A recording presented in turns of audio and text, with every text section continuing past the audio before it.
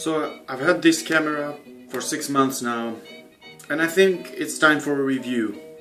This is the Canon EOS 1300D.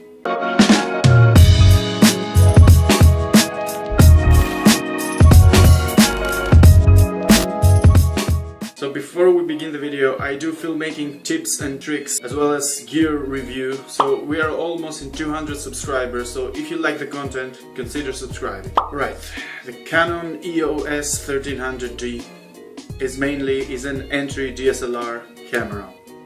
And I say that because I don't want any misunderstandings. And this camera is mainly created for photos, but that doesn't mean you can't shoot video with it. You can, and you can produce really nice video with it. It has a sensor of 18 megapixels, which is pretty nice and pretty decent, you know, considering it's an entry-level camera.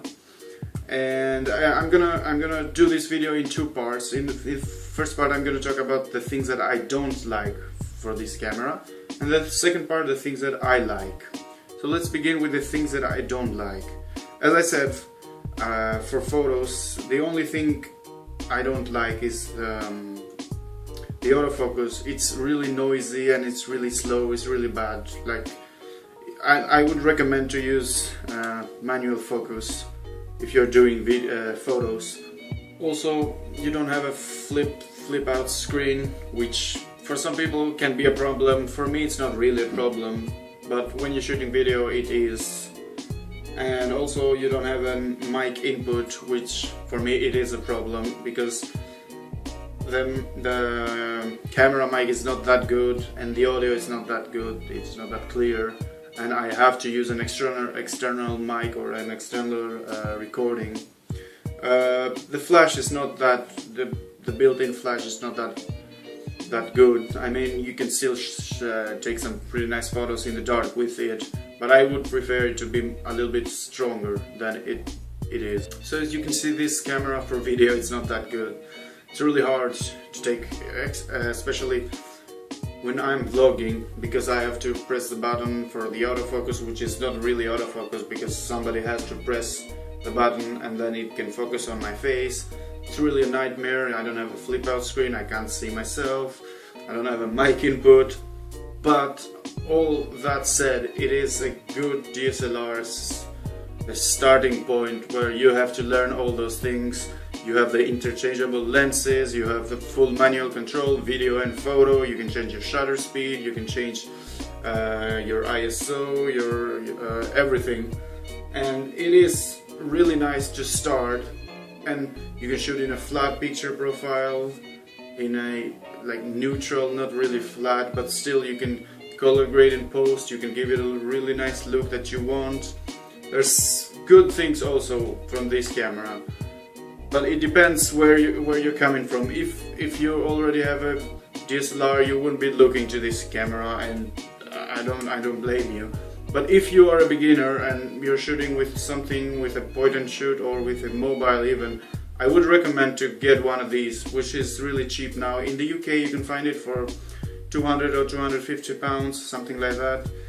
And you can learn like the exposure triangle, you can learn all those good things that you have to know. So with all of that said, I am pretty happy with this camera, because I've been making my videos for 6 months and something more, and I've made a couple of short films with these, all of my YouTube videos, and I'm happy with them. You know, the picture quality is great, and all those things that I told you about that I learned, and I'm still learning things about videography and photography.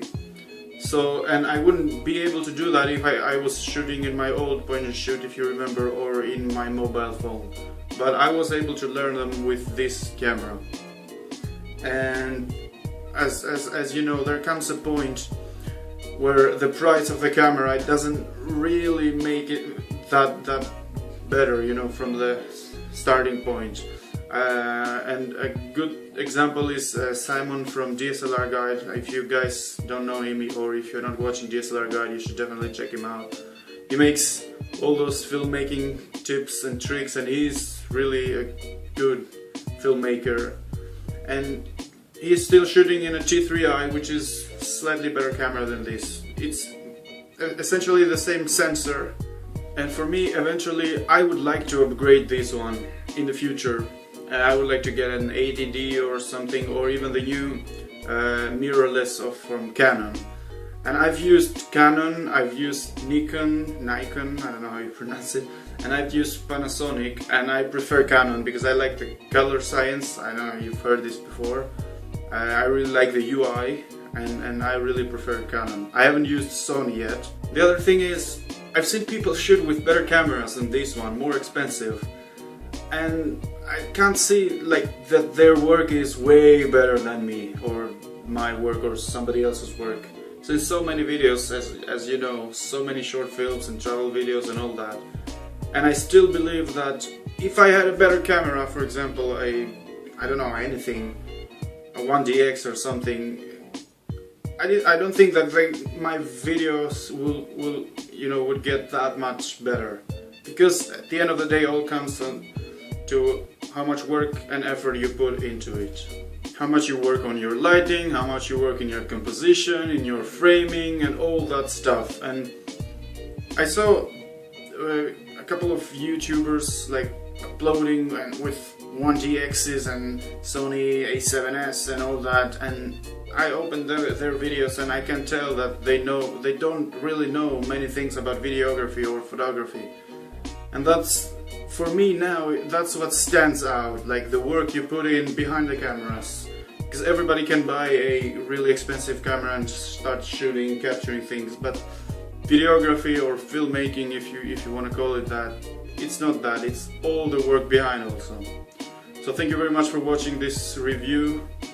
Again, we're almost 200 subscribers, so if you like the content, please subscribe down below, leave a like on this video, and I will see you in the next one.